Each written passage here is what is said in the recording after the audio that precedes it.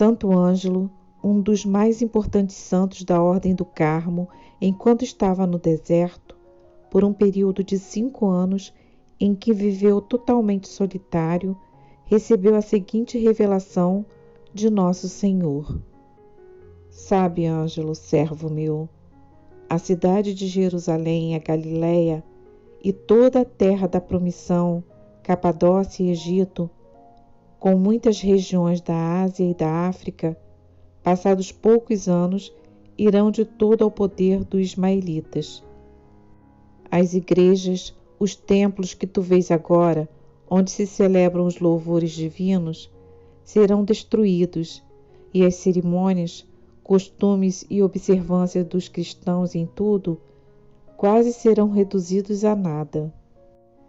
E o poder de Maomé e de seus sucessores crescerá sempre mais e atemorizará quase todas as gentes, e será com isso amedrontada e molestada toda a Europa, e virá fogo, sangue, ruína e quase total destruição, e haverá grande aflição, e crescerá o furor e a ira sobre os filhos da ingratidão.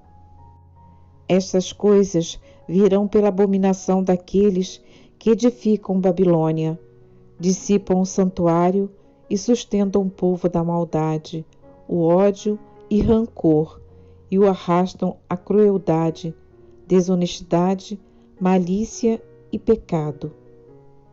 Então Santo Ângelo disse: quando, meu Senhor, isso há de suceder?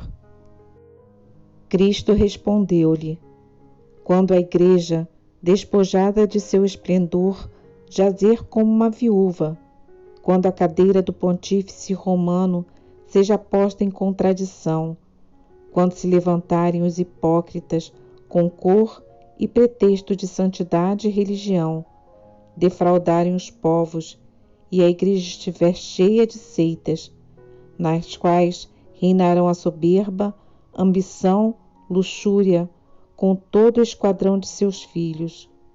Quando os príncipes divididos guerrearem, e um bispo estiver contra o outro, e as mulheres se tornarem ministras em lugar dos sacerdotes, e quase seja tirada toda a paz do mundo, e da discórdia nasça a morte.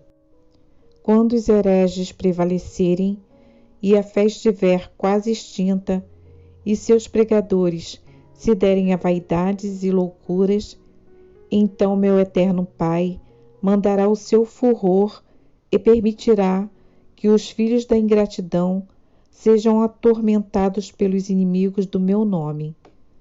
Todas estas calamidades lhes sobrevirão por seus pecados.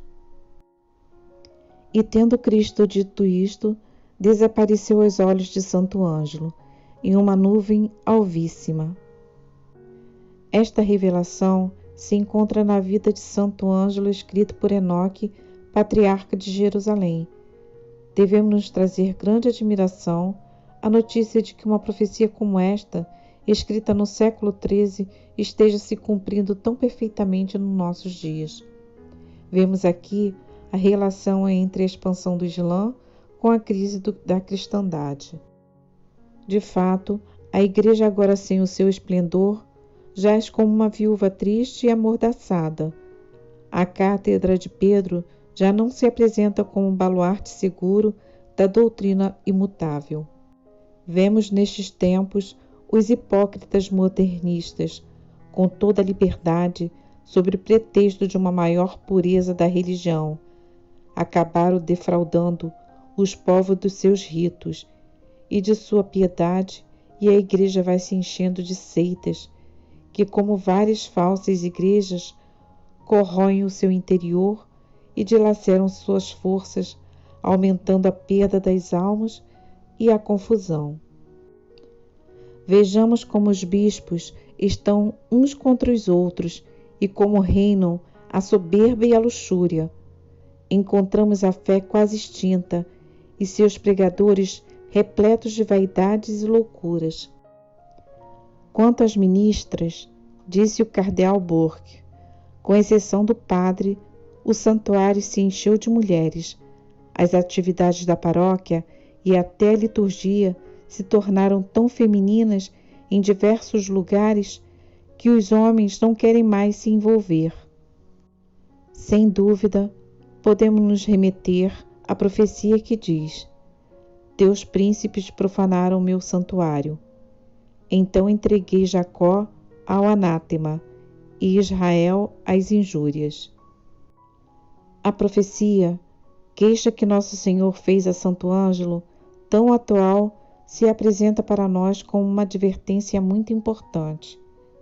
Sigamos um caminho de reflexão sobre estes acontecimentos recentes em nossa Igreja, pedindo a misericórdia de Deus através da confissão, penitência e jejum, implorando a Deus o perdão de nossos pecados e a misericórdia para este nosso século que avança por entre tantas calamidades e contradições.